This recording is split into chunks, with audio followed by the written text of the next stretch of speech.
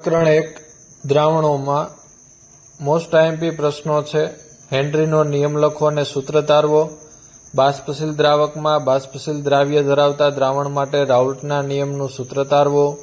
બાષ્પશીલ દ્રાવકમાં અબાષ્પશીલ દ્રાવ્ય ધરાવતા દ્રાવણ માટે રાઉલ્ટના નિયમનું સૂત્ર તારવો અને રાઉલ્ટના નિયમની મર્યાદાઓ જણાવો. ચોથું, મોલલ ઉન્નયન અચળાંક સમજાવો અને તેનું સૂત્ર તારવો. પાંચમું, મોલલ અવનયન અચળાંકનું સૂત્ર તારવો. ત્યારબાદ કોયડા છે 5, 6, 12 અને 13, સ્વાધ્યાય 18, 21, 32, 33 અને 36. ત્યારબાદ પ્રકરણ 2 વિદ્યુત રસાયણ વિજ્ઞાન. પ્રશ્ન 1, મોલર વાહકતા એટલે શું સમજાવો. બીજું, સંગ્રાહક કોષ એટલે શું, લેડ સંગ્રાહક કોષ સમજાવો. લેડ સંગ્રાહક કોષની ચાર્જિંગ અને ડિસ્ચાર્જિંગની પ્રક્રિયાઓ લખો. ધાતુ ક્ષારણ અટકાવવાના ઉપાયો જણાવો. સૂકો કોષ સમજાવો. બળતણ કોષ એટલે શું, હાઇડ્રોજન બળતણ કોષ સમજાવો. કોહલરોસનો આયનોના સ્વતંત્ર અભિગમનો નિયમ સમજાવો. બિન પ્રમાણિત સાંદ્રતાઓ ધરાવતા ડેનિયલ કોષના પોટેન્શિયલની ગણતરી માટેનું સૂત્ર તારવો. ગ્રેફાઇટ વિદ્યુત ધ્રુવો વચ્ચે NaClના સાંદ્ર જલીય દ્રાવણનું વિદ્યુત વિભાજન સમજાવો. સ્વાધ્યાય પ્રશ્ન 6, 7, 8, 12, 14, 15 અને 16, કોયડો 4, 6, 7 અને 9. ત્યારબાદ આવે છે પ્રકરણ 3 રાસાયણિક ગતિકી. શૂન્ય ક્રમની પ્રક્રિયા એટલે શું, તેના માટેનું સંકલિત વેગ સમીકરણ તારવો. પ્રથમ ક્રમની પ્રક્રિયા એટલે શું, તેના માટેનું સંકલિત વેગ સમીકરણ તારવો. પ્રક્રિયા ક્રમ અને આણ્વિકતા વચ્ચેનો ભેદ સમજાવો. આણ્વિકતાની ઊંડાણપૂર્વક સમજૂતી આપો. આભાસી પ્રથમ ક્રમની પ્રક્રિયા સમજાવો. પ્રથમ ક્રમની પ્રક્રિયા માટે અર્ધાયુષ્ય સમયનું સૂત્ર તારવો. આર્હેનિયસ સમીકરણ લખો અને તેમાં રહેલ દરેક પદની સમજૂતી આપો. બે જુદા જુદા તાપમાને સક્રિયકરણ ઉર્જા અને વેગ અચળાંકનો સંબંધ દર્શાવતું સમીકરણ તારવો. કોયડો 4, 6 અને 11. સ્વાધ્યાયના પ્રશ્ન 3, 10, 11, 14, 17, 21, 23, 25, 27, 29 અને 30. પ્રકરણ 4 ડી અને એફ વિભાગના તત્વો. પ્રથમ સંક્રાંતિ શ્રેણીમાં ઝીંકની પરમાણ્વીય ત્રિજ્યા ઘટવાની બદલે વધે છે, કારણ આપો. વિષમીકરણ એટલે શું, તેના 2 ઉદાહરણ આપો. ઝીંકનો સંક્રાંતિ શ્રેણીમાં સમાવેશ થતો નથી, કારણ આપો. ક્યુપ્રિક ક્લોરાઇડ રંગીન હોય છે જ્યારે ક્યુપ્રસ ક્લોરાઇડ રંગવિહીન હોય છે, સમજાવો. કારણ આપો. સંક્રાંતિ ધાતુ આયનો જેવા કે Cu2+, Zn2+, Cd2+, Ag2+ રંગવિહીન હોય છે. લેન્થેનોઇડ સંકોચન પર નોંધ લખો. કારણ આપો. સંક્રાંતિ તત્વો ઊંચી પરમાણ્વીયકરણ એન્થાલ્પી દર્શાવે છે. કારણ આપો. Cuની દ્વિતીયાયનીકરણ એન્થાલ્પી ઝીંક કરતાં વધુ છે. સંક્રાંતિ ધાતુની પ્રથમ શ્રેણીમાં પરમાણ્વીય ત્રિજ્યા અને આયની ત્રિજ્યા સમજાવો. પોટેશિયમ ડાયક્રોમેટની બનાવટ વર્ણવો તથા સંબંધિત સમીકરણ પણ લખો. પોટેશિયમ ડાયક્રોમેટના દ્રાવણ પર pHના વધારાની શું અસર થશે. પોટેશિયમ પરમેંગેનેટની બનાવટ દર્શાવો. આંતરાલીય સંયોજનો એટલે શું, તેની લાક્ષણિકતાઓ દર્શાવો.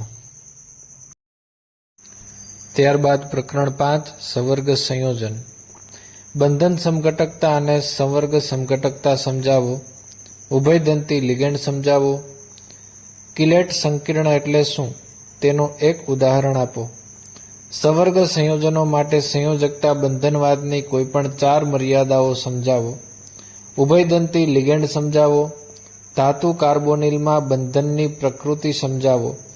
સંકીર્ણ સંયોજનમાં ભૌમિતિક સમઘટકતા ઉદાહરણ આપી સમજાવો. પ્રકાશીય સમઘટકતા સમજાવો. અષ્ટફલકીય સંકીર્ણમાં સ્ફટિક ક્ષેત્ર વિપાટન આકૃતિ દોરી સમજાવો. લિગેન્ડ એટલે શું, તેનું વર્ગીકરણ સમજાવો. સ્ફટિક ક્ષેત્ર સિદ્ધાંતના આધારે TiH2O6 3+ સંકીર્ણનો જાંબલી રંગ સમજાવો. વર્નરના સિદ્ધાંતની અભિધારણાઓ આપો. કારણ આપો. NiCl4 2- અનુચુંબકીય છે જ્યારે NiCO4 2- પ્રતિચુંબકીય છે. પ્રકરણ 6 હેલો આલ્કેન અને હેલો એરિન સંયોજનો. સેન્ડમેયર પ્રક્રિયા પર ટૂંકનોંધ લખો. હેલો એરિનની ફિટિંગ પ્રક્રિયા સમજાવો. યોગ્ય ઉદાહરણ આપી ઝેટસેવનો નિયમ વર્ણવો.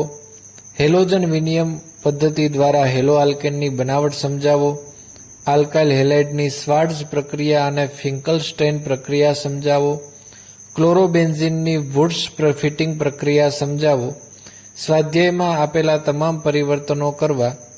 SN1 અને SN2 આ બંને થિયરીઓ ચોક્કસ કરવી. કોયડો 3, 4, 5 અને 7 લખાણ સંબંધિત પ્રશ્નોમાંથી 3, 4, 5, 7, 8 અને 9.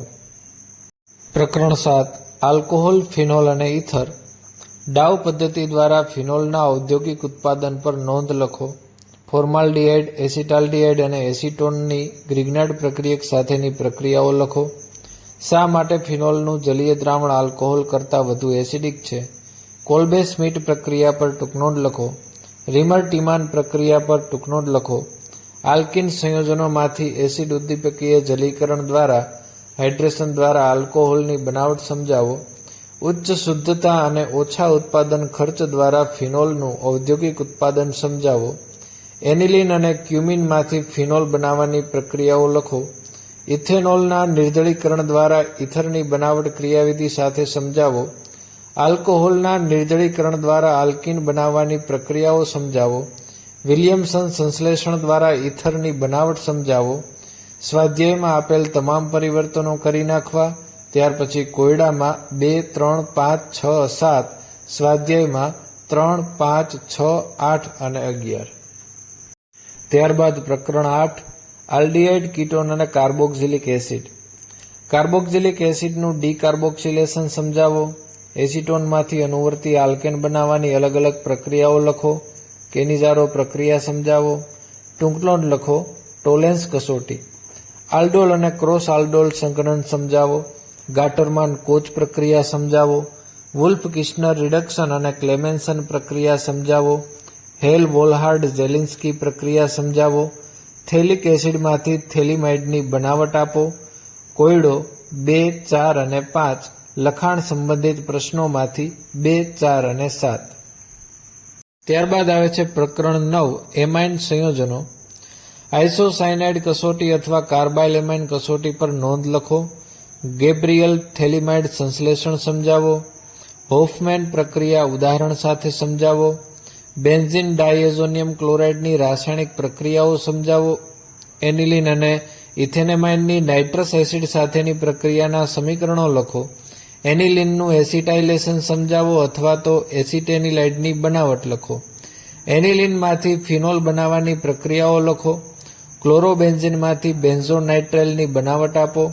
પ્રાથમિક એમાઇન સંયોજનોના ઉત્કલન બિંદુ તેમને અનુવર્તી આલ્કોહોલ સંયોજનો કરતાં કેમ નીચા હોય છે કારણ આપો.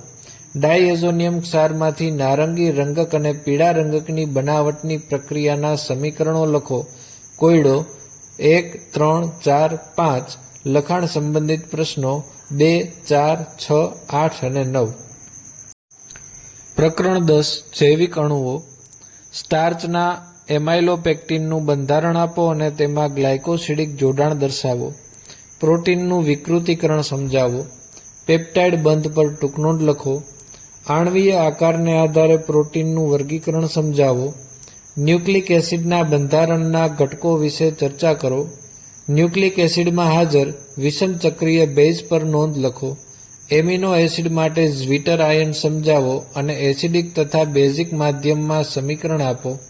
ડીએનએ અને આરએનએ વચ્ચેનો બંધારણીય તફાવત લખો.